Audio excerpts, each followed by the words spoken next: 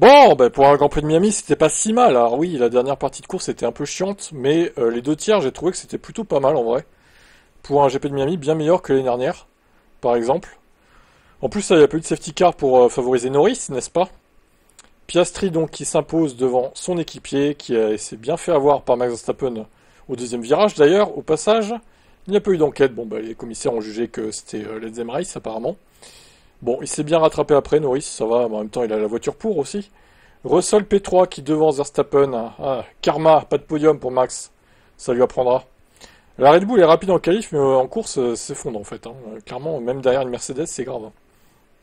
Albon est P5. Le rythme d'Albon, encore une fois, il devance Antonelli, c'est incroyable à Williams. Alors, d'ailleurs, l'équipier d'Albon, on va en reparler juste après. Ouais, j'ai quelque chose à dire sur Sainz aussi.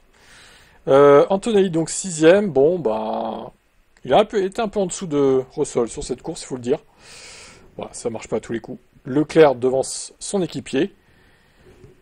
Sainz, qui a vendu sa mère hein, pour être devant Hamilton. Question d'ego, évidemment, il voulait être devant celui qui le remplaçait chez Ferrari. Non mais vous avez vu le jet qu'il a fait, sérieusement?